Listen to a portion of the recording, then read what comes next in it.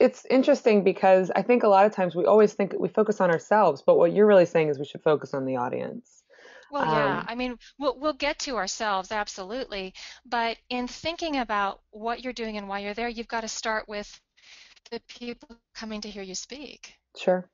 Now, I Yeah. just pulled up another slide on our PowerPoint presentation, and it says, or I actually have a picture of an auditorium, and this is, Hmm. you had a comment that you wanted to make about this when I Yeah. show you this picture.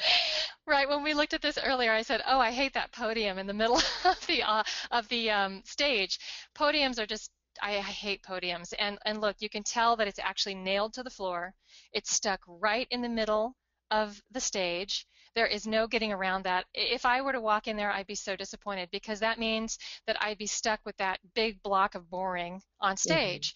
And I never use a podium if I can possibly help it. I'd be leaning on the side. I'd be walking around, I'd be getting off the stage and going into the audience, anything to engage my audience in a way that's more entertaining than just standing there. Hmm. Part of the reason the podium can be such a killer is that our communication really comes largely through our bodies and our voice. We all think that what we're saying is the most important thing, and absolutely, the content of what you are saying is very, very critical. But the way that we as humans respond to a live presentation or a live person coming across virtually is very much about what we read in their faces and their body, how their voice affects us. You can probably tell that I'm doing some things with my voice right now. Hmm. So if I want to make a really important point, especially as a woman, I know that I need to drop my voice and slow down because people will listen to that. Hmm. Now, if I'm telling something funny, I would raise it up and I'd make it a little bit lighter. I might be a little more like myself, and people will respond. They'll have a different emotional reaction to that. So basically what happens when you stand behind a podium is it's cutting off 3/4 of your ability to influence the audience. They can't see your hips move, they can't see you walk. You become this talking, floating head. And I think that it also inadvertently drags our own energy down because we tend to clutch that podium. Hmm. And again, that's tough on us. So when you're preparing, you want to prepare in a space that is as like the place where you're going to be presenting as possible. If you can get into the actual space, that's ideal. But the key is to be in an open room, maybe have a spouse or a friend watch you so you have an audience that can give you some feedback and just really enjoy that preparation. Great. So Yeah. it's funny that you say all of that because one of the things that I think about, in the book you talk about this a little bit too, how important body language is. And it seems like Hmm. if you're behind a podium, you really lose all of that. But then I think Yeah. about the people who might get on stage and then be more worried about their body language than anything else. So, how do you, I guess this is sort of a question about how do you relax? How do you get up in front of an audience when you're thinking about things like, what is my body language communicating right now? Hmm. And still relax. Right. So absolutely spot on. It is very nerve-wracking. And again, the practice is what makes that start to slowly go away. The more that you can find places to speak, the more that you can practice your speech, the more that you become comfortable in your own skin with people looking at you. So, again, there is absolutely no substitute for on your feet out loud practice. I've had people, I watch them present and I say, "That's the first time you've done that on your feet and out loud, isn't it?" And they Mm. say, "Yeah, how could you tell?" I mean, I said it in my car, but you never know how long it's going to take you, how you're going to feel, how your body's going to react. So number one, practicing a lot is absolutely critical. Now, the other thing is that I feel a lot of people don't realize that it is okay to get nervous. I still get nervous. I've been presenting, oh my gosh, almost my entire life, and I love it. But I still get nervous because I get that rush of adrenaline, and it shows me that I care about it, that I'm concerned, that I do well. And what you want to do is have a process for managing yourself, and not to be freaked out by the fact that you're nervous, but to recognize it. So I am very aware. I know what my nervous reactions are. Sometimes I have a little tummy stuff, little butterflies in the tummy. Sometimes I get a little bit hot and red on my neck. I can even go dry in my mouth. So over the years, I've learned that when that happens, it's not going to mess me up. I'm going to say, okay, got those butterflies. Now I'm going to make them fly in formation. I'm going to use that energy. I'm going to shoot it out. I'm going to make sure I have water available. I feel fine now, but what if I get thirsty later? Hmm. And I'm going to understand that that's part of who I am, and it's okay to bring that with me because Sure. again, being authentic, you've got to be who you are. And then I guess finally, that process for preparing. I always know that I have a breathing ritual that I do, and people forget about the importance of having enough oxygen in their bodies to feel okay. I've seen actually an executive, a gentleman in a suit, pass out and fall flat on stage Wow. because yeah, he got out there, he locked his knees. I could see his breathing. It was just in his neck. He was so shallow, and I could almost see him start to get dizzy. I actually was standing up as he was falling down because I realized he was getting into a bad situation. Wow. Yeah, so breathing, understanding that you've got to either have a yoga breathing or whatever you like before you head out there, that you have something you say to yourself to psych yourself up. Maybe you say your first line in your head that you've already practiced. Maybe you stand up really tall to give yourself some confidence. There's some great research in the book. I really, really enjoy doing all that research around how our bodies and our minds react to how we hold ourselves. And there's such fascinating stuff and neuroscience work out there that the book really highlights how we can have better control over how we're feeling and our confidence. So those would be sort of my first suggestions. Breathe, have a process, and hold yourself tall and practice. Thank you. I actually have a question here from Melissa that kind of goes into what we've been talking about. Mm-hmm. I just want to say kind of, I mean, actually, it fits perfectly. So, Melissa had asked, I know I shouldn't practice in front of a mirror, but should I record my voice and listen to it to practice? It's a great question. Sure, absolutely. And by the way, if you can videotape yourself, that's a good thing to try as well. And if you practice once in front of a mirror, that's okay. I know one of the one of the rules in the book that people like to talk about is the fact that I tell them not to practice in front of a mirror because again, it makes you self-confident, conscious. It cuts off your energy. But understanding, being a little more aware of how you sound and what you look like. And I will tell you, I've been in front of a camera for many, many years, and I still don't enjoy watching my videotapes. Everybody has that. We hate watching ourselves, but it also is very influential in helping us understand how the audience is perceiving us. Now, with that said, understand that when you videotape yourself or you listen to yourself on a tape so that you get a sense of your voice, you're always going to hear things that no one else cares about. You're always going to be more critical than the rest of the audience. Right. So first of all, right, give yourself a break. I've seen some of my attendees, they'll get all fixated on something they're doing with their hand, and I'll have to tell them, but I didn't even notice it. You were passionate, you were involved, there's no problem here, right? Right. So again, you don't want to overdo anything. Don't stand in front of a mirror for every single practice run. Don't videotape every single practice run, but Hmm. use any tool that you have to kind of become more aware of yourself. So Melissa, that's a great question. It can only help you become more aware and to be kind to yourself. Thank you. And thanks for Yeah. touching on that too with the mirror. That's another really good point.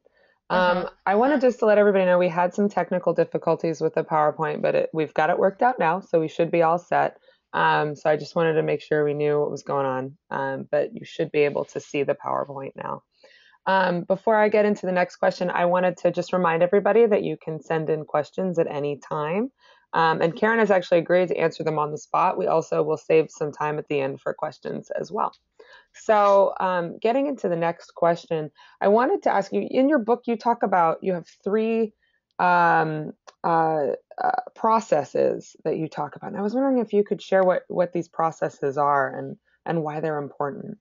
Yeah, sure. So, number one, first of all, you will make a mistake in your presentation at some point. So, first of all, let's forget about perfection because it doesn't happen. And if you don't make a mistake, then something will happen. Your technology won't work, or someone will have a coughing fit in the back row and have to leave the auditorium, or who knows, a bird will fly in. I've heard that one, that's happened to someone before. It's humanity. It's the beauty of being live. It's the wonder of not having an editing hand there. So when something unexpected occurs, and again, it might not be a mistake, and I think we should even take those words out. You'll just stumble or something different will happen. The first thing you have to do is acknowledge it. So acknowledge it is the very first step. Mm. And the reason that's so important is that, Kat, have you ever been in a meeting or a presentation or a show where something happened on stage or in whatever was going on and everyone ignored it? Well, I mean, no, I think people probably are really fixating on it, even if they don't say anything. But, Mm-hmm. um, I guess my example for the opposite would be that I just had PowerPoint issues and I acknowledged them. But Yes. Good job. Good job, thank Kat. you, thank you. But it is true, when I'm certain that I have that. I've gone to something where something didn't quite go right and nobody acknowledged it, and you leave, and even if it was a really good presentation otherwise, you just focus on that thing that nobody would acknowledge. It becomes the white elephant, right? Yes, exactly. And what you said too is that the audience is absolutely fixated on what little weird thing happened. But if you as the presenter don't acknowledge it, they're wondering, oh, am I supposed to not be paying attention to that? Did she even see it happen? What's going Right, on here? right. And the bigger it is, the weirder it is. Believe it or not, I've been in presentations where major things were going on. Things were being dropped, something got broken, and the presenter, of course, got nervous and just stood there and then kept going. Just Mm, kept going, acting like nothing happened. But if there's a waiter in the back trying to gather up 25 broken glasses, you have to acknowledge that something has happened, even if it's as small as, oh, hey, we're having an issue with the PowerPoint. What it does is it, number one, creates a sense of relief. Oh, good, we're all in this. Something happened. She or he knows up on stage, and I know, and we've all acknowledged it. Okay? yeah, And so we all know that it's there. Now that brings us to step two. You own that stage, you own that space. And I think that's something that so many presenters forget, because step number two is deal with it. Deal with it. So, Kat, you did the right thing. You said, hey, we had some issues with PowerPoint. It looks like it's fixed now. So you indicated that you had dealt with it, and we'll move forward now. So I think everything is fine. And the deal with it piece, I think, is the hardest, especially for less experienced presenters, because you don't know what your options are. And for example, I've had all my technology blow up while I was on stage in mm, a paid speaking engagement. that's So the scary. thing is, right, it's going to happen, right? Right. So what I had to do was, first of all, let the audience know that I knew everything was wrong. Say, okay, luckily for me, honestly, the mics were still working. And that is perfect for me. As long as they can still hear me, then everything can flow. I said, hey, looks like we're having a big problem with the PowerPoint. Basically, the computer had gone wacko. And I said, we're going to take a quick pause. And I called for my people in the back who, why professional presentation people were sitting back there frozen, I don't know. I said, hey, could you guys come up and see what you can do with this? And then they finally jumped up and came up and started working on it. And then I said, I'm going to continue and see if these folks can fix it. So I said about another minute, and they were having a lot of trouble. So then I said, hey guys, I have a stick with my presentation. Let me get that back up and hand it to you, and maybe we'll make that work. So I, again, try to deal with it. And I said, okay, everybody, thanks for waiting. Let's cover that third point. And I covered the third point. It still wasn't working. They couldn't make the computer bring up the PowerPoint again. So I finally said, you know what? We have really tried our best here.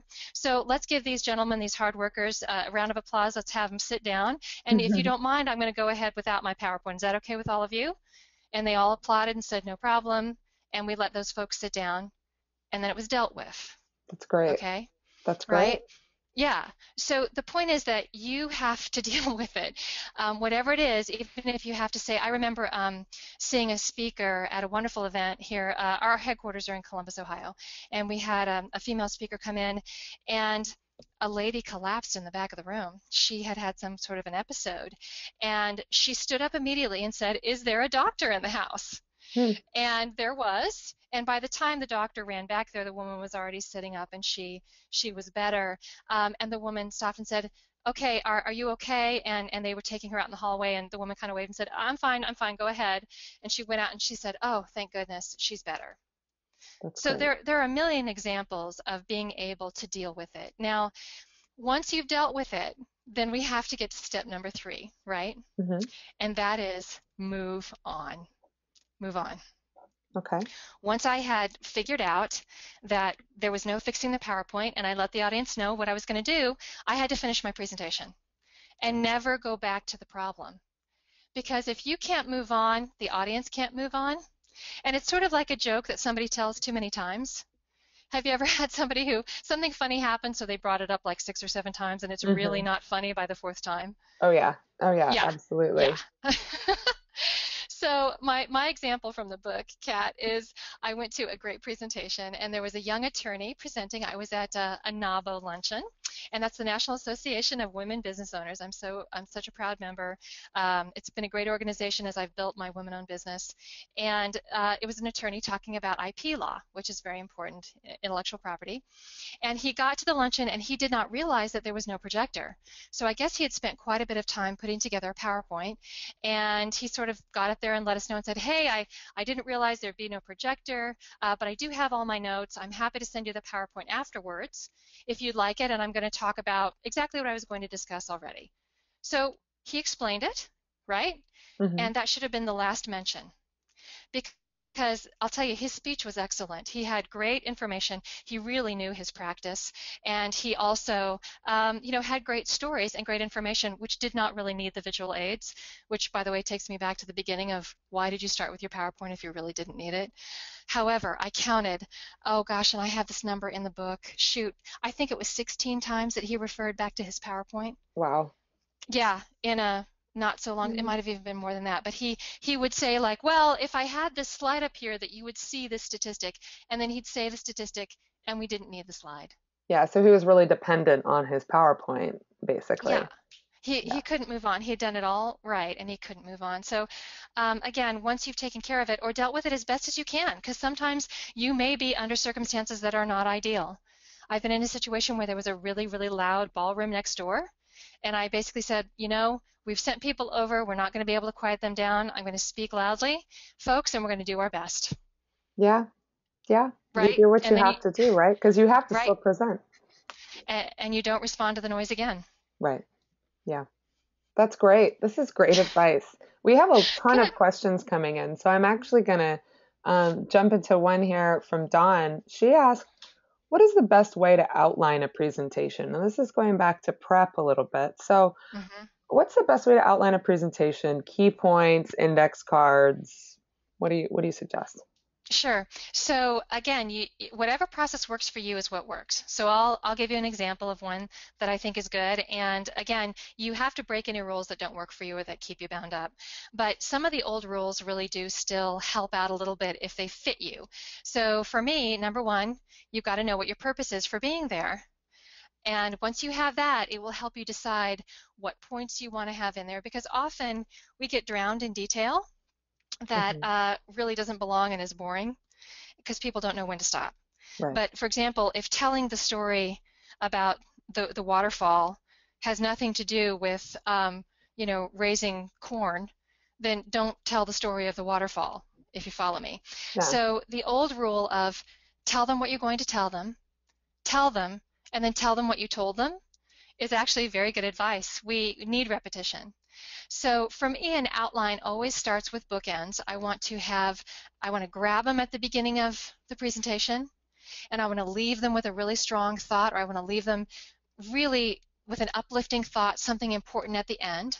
So you want to have a strong opening and a very strong close. Then you want to talk about what you're going to be giving them, what information or what motivation or what's really important about being here. And again, having the 3 sub-bullets, there's nothing wrong with that. It often really helps me organize. I tend to have 4 because there are 4 major principles of improv. So when I talk about improvisation, I need to know that I have to grab them at the beginning, tell them what we're going to, the purpose for our being together. I want you to understand how to use these improv techniques to improve your interactions as a leader. For example, I tell them right up front what we're going to be doing. You're going to walk out with 4 ways that you can be a better leader today. Okay? Then I say, these are the 4 things I'm going to go over. Then I go over each of the 4 things individually with an exercise so that each of them comes to life. And then at the end I say, remember, these are the 4 things that you can do today to be a better leader. And then I leave with something really fun and uplifting at the end. So that's a nice kind of arc if you even think about a play. It starts, it moves up, and then it takes you to a nice close. Great. That sounds, I mean, it makes a lot of sense. It just seems like maybe we get caught up in our fears and You know, let those weird rules. that Yeah. fall back on them or something. I mean, Kat, that's such a good comment. It really is because it's actually what we all learned in what, sixth grade, how to outline a speech. Hmm. It's just that simple, and we do tend to complicate things. We really do. We get all worried about our nerves and, gee, am I talking enough? And have I brought enough pictures and graphs and charts? And if you thin it out and bring it down, you actually will have a lot more power. A simple message is always more powerful. I actually have a great question from Susan that that piggybacks on that a little bit. She says, "I try to engage with the audience with eye contact or with a smile when presenting, but Great. it's difficult." And I totally identify with this. When they all look so serious or they seem mad, what should I do not to let that get to me? Oh, I totally understand that. Oh, that's really well done. Susan, everybody has felt that way. I'll tell you a couple things that have always really helped that I talk about in the book too is you've got to let your audience and yourself off the hook, okay? Believe it or not, the audience wants you to do well. I think a lot of us walk in and get very frightened and nervous because we think they're out to get us. But believe me, at the core of every person, they come in to see a presentation and they're not thinking, wow, I hope they're awful. I hope I'm bored to tears for the next hour or 30 minutes or whatever it is. They're all thinking at some place inside, maybe even unconsciously, I hope this is good. I hope it's interesting. I hope they connect with me. So really, they want you to do well. And when things don't go well, the audience is very empathetic. So first of all, they're a little cheering section. Think of them that way. And I'm so pleased to hear that you use eye contact, that you use smiles. And we really can't let ourselves be too affected by how they respond or not, because they may be a very different type of person than you are. They may have had a rough day. They may be very, very interested in what you're talking about, but simply don't have the ability to respond right then. One of my facilitators tells a great story about just bending over backward because she had a guy in the back who just was checking out. He kind of would put his head down. He wasn't looking at her. He just seemed really disengaged, and she kept doing what we all do. Oh my gosh, he must not like me. Oh my goodness, he's not interested in the material. Oh, I'm doing a bad job. And these thoughts kept occurring to her. And she sort of talked to him at a break, and she found out that he was a new dad. He Mm. had a newborn in the house, and he immediately said, oh, this is such a great workshop. It's so interesting. I'm sorry, I've only had 2 hours of sleep. Yeah, And that I'm makes trying as I'm trying as hard as I can to focus. So please keep trying to engage your audience and remember, keep watching them.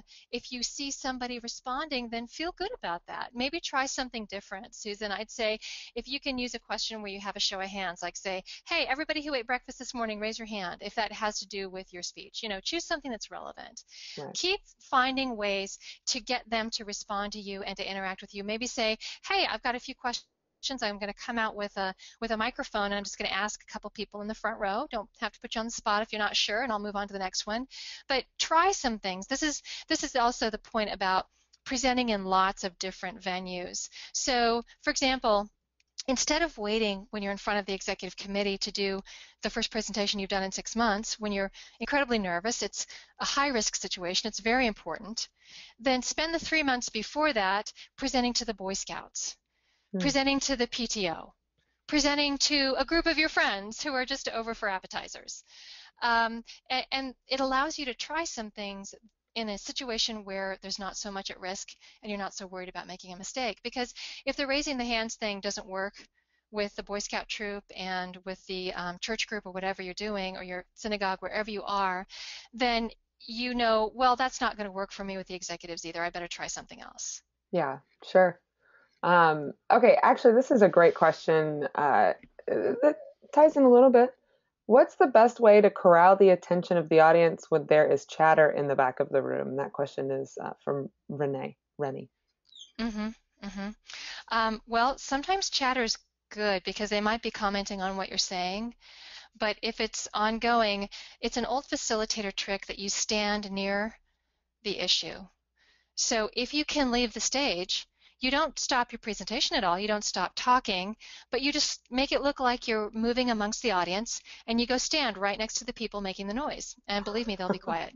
That's great advice. You stand there and you keep talking. Oh yeah, they'll I never stop. heard that. I wonder if that's Hmm. why Ellen, when I have the picture up on PowerPoint right now, if that's why she goes and dances in the audience, right? I don't think she has a lot of problem engaging the audience, Yeah, but you're probably right. I've had to do it quite a few times.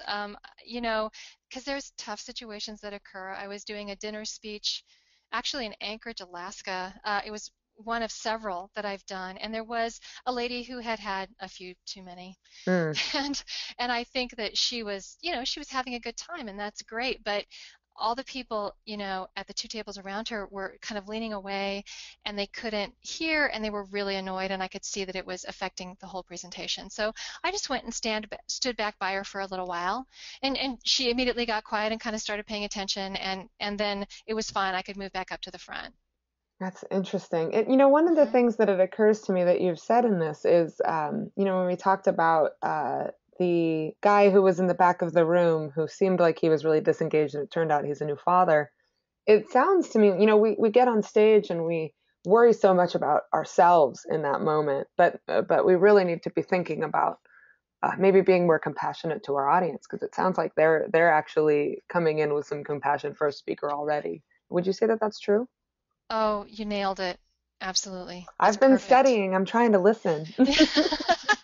That's absolutely perfect. Yeah. So one of the I'm just getting into these questions because we've got great questions coming in from the listeners. And before I get into the next one, I want to let everybody know that a recording of this webinar will be available. We'll send it out sometime over the next couple of weeks. We post it to YouTube, so you can access it for free on YouTube. But so let's get back into the questions. Please feel free to keep typing them in. This is fun and very engaging. And if you have comments you want to make and share as well, please feel free to do that as well. So Jeff asks, can you comment on how clothing factors into body language, or has its own language? Absolutely. Absolutely. Uh, and we really can't underestimate the effect of our appearance to the audience. Um, we are, we assess people in the first 7 to 30 seconds that we see them. It's something we do totally unconsciously, okay? So you do Mhm. have to think about what is the brand or what is the sort of image that I'm trying to relay to this particular audience to get my purpose across, okay? Mhm. Um, that's really critical, that number one, you feel confident, that you look like what you want to look like, and that you use clothes to do that as much as you can. Now, the second one too is to think about how then, this is where you can be a little self-reflective. How does it affect you? Um, I tend to wear shoes that I feel very, very sturdy in. As a matter of fact, people laugh at me because I have to start with my shoes when I'm going to be presenting, because I have to know that I can walk quickly, Mm, that they're comfortable, that I won't even think about my feet, that I feel solid. I could squat down if I needed to grab a microphone. I can get off the stage. I'm not going to lose a shoe. As much as I adore my designer heels, like any woman, mhm, they've got to be really sturdy before I'll wear them on stage for a speech. And then next, I also have to think about what am I going to be doing? For example, do I need to move around? Especially for women, should I have on pants? Is a skirt safe? Can I move my arms? Am I going to wear a color that's going to be complementary? And also, as I think about my audience, for example, in the early days of my company, I had a lot of building to do, and I was selling improv related training services. So they were like any other training company. They were around leadership and negotiation, and they still are, around difficult conversations, all that great content. But we drove it through the use of improvisational exercises that the participants did. Well, that can feel very risky to some early clients. We have a wonderful client list now. It's proven. We have incredible testimonials. But in the early days, I thought, how can I mitigate the risk that they feel when I present on using improvisation for a training tool, and feeling like they can feel safe enough to buy this, especially when I was speaking to audiences like law firms or accounting firms, who are a huge part of our client base. So I said, well, I need to make them feel comfortable that I'm one of them. So obviously I know those two industries very well. I've worked in them, I mm, studied them, and I also wore clothes exactly like they did. mm. Right, so I wore exactly the kinds of suits that the women in law firms wear so that they would feel like, oh, she understands us, she looks like us, okay, we're going to feel comfortable enough to give this a try. So my purpose was to sell a deal in those presentations. It's very different now. I can, I actually enjoy color and kind of funky clothes much more, and people are coming to hear about innovative ways to change their behavior or to create training. And so it fits my purpose better. Does that make sense? Absolutely. And these are Yeah. things that I honestly I've never thought about. You think, okay, well, Mhm. I'll dress professionally, but I never think about it in terms of will they relate to me more or less based on what I wear or like what you said, people are trying to innovate. So feel free to get a little more creative. This is you're giving us pearls today, Karen. I'm glad to hear it. Well, I also have to give credit to my long background in improv and in theater because the concept of the costume is very deep within me. To be the Hmm. character I needed to be, I also had to think deeply about what was the costume and how was that going to be perceived by the audience, Right, right. right? So this is a little bit more of a general question from Stan. He says, understood that you shouldn't live by defined rules, which is great. Uh, Stan gets it. That said, are there a couple of general rules of thumb to use as guidelines when speaking or presenting? Um, the ones that work the best for you, that you feel have the most impact. Obviously, at the same time that I'm breaking old rules in my book, I'm suggesting other options to people. Mhm. So again, for me, having an incredible opening and an incredible close is absolutely the most important thing you can do because so often you see this weak opening and a weak close and you have no idea why you don't remember anything Mm. you're never grabbed, you're never engaged. So for me that's just so important and so many people forget that. And the next one is to draw on your passion. If you're going to be speaking, you need to figure out why you care. And I certainly know that people push back on that. We'll do an exercise where they get to speak about something that matters a great deal to them, a subject for which they feel a great deal of passion. I've had people speak about their children, about their not-for-profit work, about an epiphany that they had or something they love to do. And you can just see them come alive. You can't stop watching them. But then Mm. they say, well, how can this possibly apply to the quarterly report, right? Right, So right. what you have to do then is say, if I have to present on the quarterly report, what does it mean to me? Why does it Mm. matter to me? Mm. Because if you can draw on that, then you can tap your passion. And here's the thing, if you work for the company and the quarterly report is good, and your company's going to do well, you're going to stay employed, you enjoy your job, whatever it is, you've got to kind of pull that in for yourself so that that energy can come through. So people say sometimes that you should use numbers in your speeches or presentations, but what it sounds like you're saying is you're actually taking it a step further. Use your numbers to make your point, but make your point um, rather than just live behind the numbers. Is that right? Sounds like Correct. there we go. Correct. Great.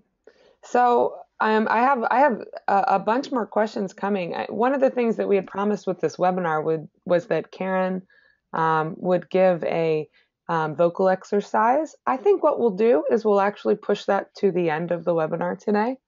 Okay. Since we're getting so many fabulous questions, I don't want to hold us up from getting into those. So, with your permission, maybe we'll spend the last 2 minutes or so with the vocal exercise, and then we'll end on that note.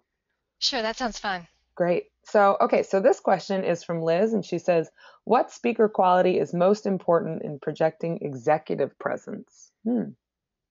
Ooh, oh, that's such a big topic. Oh, that this could be another day long. Could be another I book. Yeah, it could be another book. I do a huge amount of work in executive presence, and thank you for that question. So I think the first thing to think about is that executive presence is not a singly defined thing. We all have an image of what it is, but the point is that your presence, what makes you an effective executive and what brings you presence is going to be very different than someone else. Hmm. And not only you, but the audience in the world needs to understand that presence comes from people who are confident, who are consistent, and who are calm in chaos. I have a couple articles out there that defines it. And so really, I think we might as well, if we're thinking about presentation, start with confidence. And I'm not saying that you have to walk out like a big extrovert and throw your arms around. If you are a person who is still, who is a little more quiet, you can still come out with the quiet confidence, with a rootedness, with an ability to connect with your audience and let them know that you're the expert. There's confidence. Confidence looks a million different ways, but whatever your confidence is, if you can show that, that is a huge piece of executive presence. So I have a question for you. Hmm. I know somebody who, and this is not one of those, I have a friend and it's actually me. Um, I'll save those questions for later. Okay. No, I know somebody whose voice shakes every time they present, and you kind of touched on this earlier. I'm wondering if there are things like that. They're not even so much mistakes. They're just it's obvious that a person is nervous. Hmm. Should that person acknowledge that openly? They absolutely can, Hmm. if they wish to, but only once. Hmm. And Okay. if so, I would say make it a little bit of a joke. There is a story that I talk about a woman who not only did her voice shake, I was in the back row and her entire body was shaking and she was Right. streaming sweat. Oh my gosh. So, right, here's the thing, the audience is going to really understand that and they're going to empathize with you. So, first of all, I think you need to think about, well, that's my reaction. That's Hmm. what the nerves do to me. Hmm. So, first of all, say, okay, my voice is going to shake. And what I'm going to do to try to help that is I'm going to do a bunch of breathing beforehand. I'm going to make sure that I breathe and I move on stage. And I'm going to either lower or raise my voice depending on what makes it better. Right. And I might, introduce myself, do my opening and say, hey, it's great to see you. Right. Everybody gets excited and my voice shakes a little, but I hope you can hear me okay. And then just go on. So again, if it's going to happen, it's going to happen. Don't get all caught up in it. And if you sort of acknowledge it and move on and keep presenting, it might just go away. Yeah, yeah, that's great. I mean, I know that that's one of those things that if you almost want them to acknowledge it, right? Because you feel Yeah. nervous for them. I feel nervous for people when I see them shake on Right. stage. And see, that's perfect. See, what you're bringing up is the exact reaction of the audience. We Mhm. feel badly for them. We want them to be better. And if you say, well, I'm sure you've all figured out that my voice shakes when I present, but I promise you're going to love the information, they'll kind of giggle and they'll totally be on your side for the whole thing. Yes, yes. Okay, so here's a question that I I can totally relate to this one. I think I've gotten better over time, but maybe our listeners will be the best judge of this. How do you learn to slow down or speed up depending on your bad habits? I tend to talk really fast when I present. I I do slowed down too. saying that. So I don't know if you all noticed, but I did have a little nerves at the beginning of the webinar, and I realized that I was going at light speed. I am one of those fast speakers as well. Oh my gosh, my coordinator, Christy, just turned around and laughed and nodded at me. She's like, oh yeah, you were speaking at, like a 78. And so here's the thing. First of all, this person is obviously aware that there's an issue. They either speak too quickly or too slowly. And number one, being aware is the first step. So give yourself a round of applause. Hmm. And the next one, again, goes back to the practice. You have to practice changing that tempo. I have a whole chapter on voice, and the tempo of your voice is one of the things I talk about. So for me, right now, speaking, this is probably a very easy to listen to speed. You can tell me, Kat. Hmm. Does it sound completely normal to you, like a normal person speaking? It does. It actually is a Mm-hmm. little slower than I'm used to hearing you talk. Mm-hmm. So it's Right. funny, but yeah, it's calming. Okay. So the the interesting thing here for all of you to understand is that when I speak like this, I feel like I'm trying to swim through molasses. Hmm. It is almost painful, but I've practiced it so often that I've learned I have to do that. I have to learn to slow myself down. And again, even after years and years, it can happen where you get out there and you realize that you are just speaking too quickly or too slowly. So it goes back to that practice and asking people to give you feedback. Do the presentation and say, what can you tell me? And then try it again. Do your opening again, nice and slowly. Maybe, 5 minutes before you walk on stage, do your opening really slowly so that when you walk on stage, even if you speed up a little, you'll be pulled back a tiny bit. Mm, that's great. Okay. So and one of the things that I have been thinking about as I've heard you talk about this is technology has really changed the way that we give presentations. Mm-hmm. And I wondered if you could talk a little bit about where social media fits in. You know, we're using social media right now, technically, with the webinar, but some presenters say that they started using things like Twitter or Facebook or thinking about Twitter or Facebook when they are preparing a presentation. Do you have any thoughts on that? Oh, well, I love my Twitter community. I get wonderful information. Hmm. I've asked questions. I get great articles and ideas from them. I find out what trends are going on so that when I'm speaking, I have more information. And I also like to use it as a way to connect with my audience before or after. If I know people that will be there, um, for example, I'm doing a conference. I'm doing several conferences, but there's one I'm really excited about in August that is a conference, and it's for women executives, and it's about helping women leaders. And so we've been really active on Twitter and on LinkedIn and Facebook, trying to meet as many of the attendees as possible, find out what matters to them, what they're looking forward to, so that I can use that to inform the content of my speeches. So I not only have a keynote, but I also have to run a workshop that day. I think that's great. And really also Facebook and YouTube, I use videos during my speeches sometimes and Mm-hmm. bring that up. And we've also seen at rock concerts, they've been doing this for years and years and years, where you get on a hashtag and they'll show the tweets going across the screen in the middle of the presentation. Right, right. So responding to tweets in real time is something I love to do because they're questions and they're comments that you can then integrate in the moment because I love to improvise and mix it up if I can. Yeah, yeah. So keeping things loose and understanding that things like social media are a part of it now and integrating it, not trying to fight it, but Oh bring it yeah. in is good. Okay, great. So this question is from Jessica. We have time for two more questions. We have Jessica's and then we have one final question from Vanessa. I do want to let everybody know that if you have more questions, you can feel free to type them in. What I will do is I will send those questions, any questions we don't have time to get to Karen, and then we can figure out what the best way is to respond to those. Perhaps it's with another webinar. It could be with a live tweet up. We'll discuss based on the questions we received. So if you have more Oh yeah. questions, please feel free to type those in. A tweet up or a tweet chat would be really fun. And also I would invite anybody, Kat, to connect with me on Twitter and LinkedIn. Yes. So LinkedIn, I'm Karen Hough. Twitter, I'm Karen Hough. And my company, ImprovEdge, also has a Facebook page. So we'd love to hear from you. Great, great, great, great. Hmm. And we're at BK Pub on Twitter. If anybody would like to follow us, we do have a member of our staff who's been tweeting some highlights from today's webinar too. So if you'd like to check those out, you can follow us at BK Pub, and please do Cool. follow Karen on there too. Okay, so this question from Jessica: what are some tips for handling a presentation you must give, even though you're not feeling well and would rather not be there, but you have to be? I've definitely been Oh, there. oh, These questions are great. oh, they're such good questions. They bring up memories. So I actually sang a light opera with strep throat. Yes.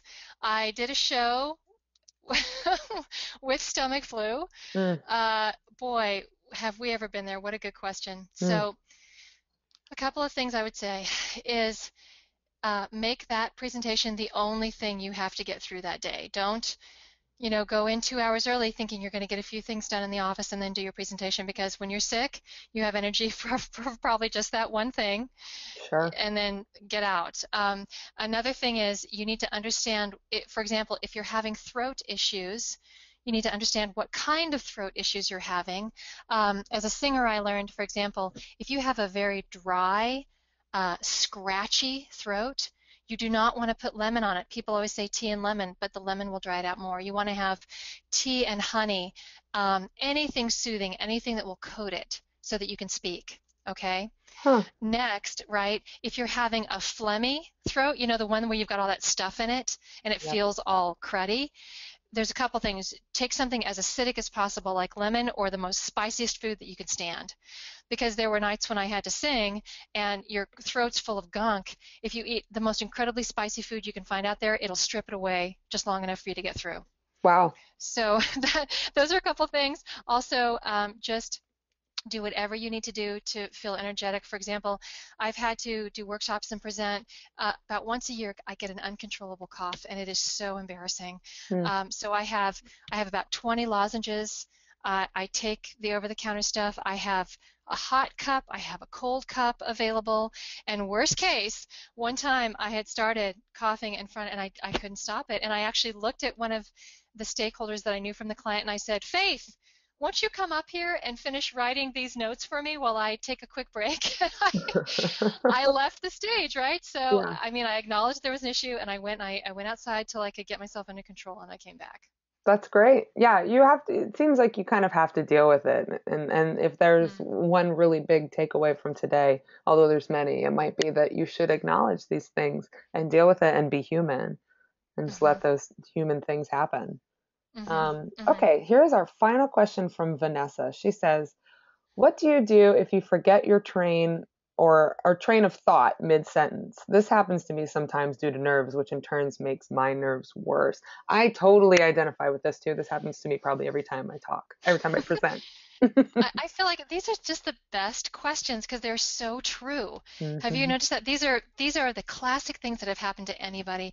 So here's the thing. First of all, stop, take a big breath, and then deal with it. So you either walk back over to your notes or you say, hang on just a second, and find your place in your notes or go get a drink of water, okay? Hmm. Do whatever you need to do to take a breath because then you're gonna start freaking out when you blank. So if you blank and you're standing there looking at the audience, say, oh my goodness, I just need to take a quick break and go get a drink of water or consult your notes or say, give me 1 second, please. And then if you still can't find where your train of thought is, just pick the next point and say, I'm going to continue and talk about the trucking industry now. Uh, Okay, so that you move on to the next thing, and and just give yourself a break. Let them know what you're doing because it's going to happen. True, true. hmm Sometimes this is also cool if you have friends in the room or people who are part of your team that you can actually. Why not look to them for help? Say, "Wow, I've blanked a little bit. Tom, can you help pick me up here?" And he Mm. might shout out the one word that I need. Sure, sure. I have definitely caught myself in these moments, so I'm taking notes on this part myself. The other thing that I have found at a moment of absent-mindedness is to just say to somebody, you know what, you might be able to speak to this better than me. Oh, see, that's beautiful. There's also asking the audience, does anyone have any comments about this subject before I move on? What's been Great. your experience? Tell me about your experience. Yes, And that's point to great. somebody. Point That's to somebody, great. make them talk. You put me on the spot, I'll put you on the spot, just for a second Exactly. though.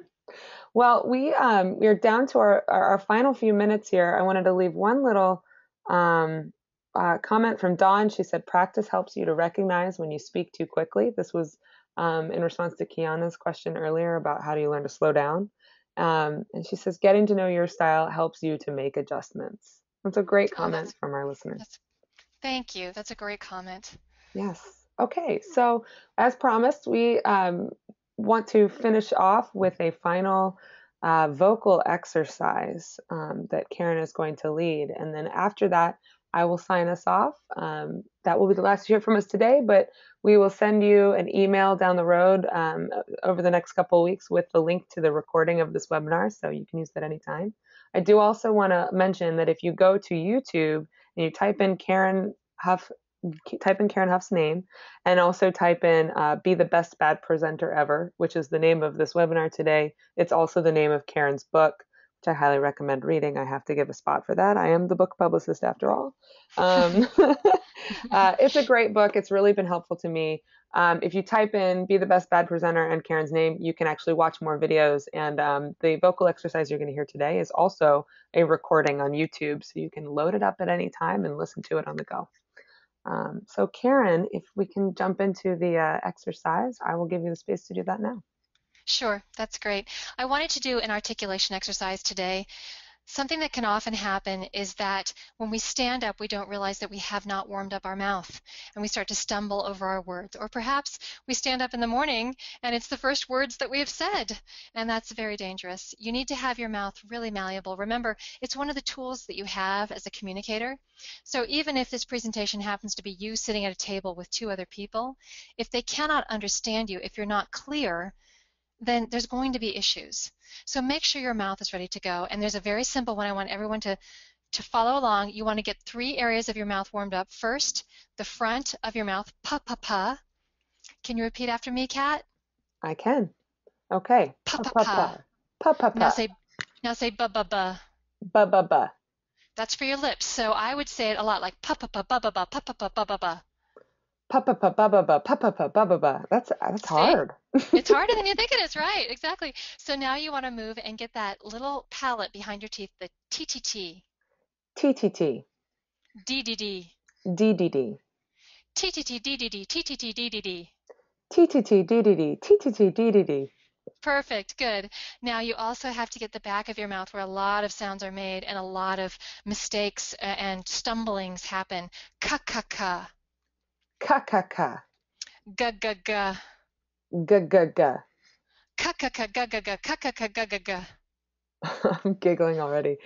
I can't believe everybody's hearing me do this right now. Ka ka ka ga ga ga. Ka ka ka ga ga ga.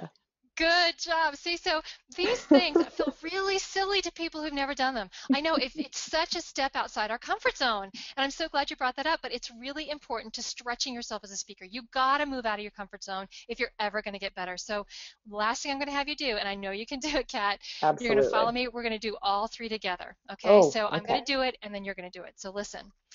Pa pa pa ba ba ba, ti ti ti, di di di, ka ka ka ga ga ga. Okay, I think I got it. Okay. Pa pa pa ba ba ba. T T T D D D. Ka ka ka da da da. Oh wait, ga ga Woo! ga. Almost, Yes! almost. Yes, yes, you did it. Excellent, excellent. And for all of our listeners, there are a ton of other exercises that we suggest, even for your body. But that's a very simple one, so that when you start to articulate, your mouth is warmed up. Yes, this is so great. Thank you so much, Karen. Oh, thank you. It's been a blast. And everybody remember that you can do this. You can be the best bad presenter ever. And when I say bad, I mean Michael Jackson bad, like awesome bad. I love it. Thank you so much, everybody, for listening in. Again, this recording will be available to you shortly. We'll send you a link straight to your email so you don't have to go hunting for it. But please do check out all of the other great tools and things that Karen has all around the internet. Follow her on Twitter and follow us as well. All right. Thank you, Karen. Bye bye. Bye bye.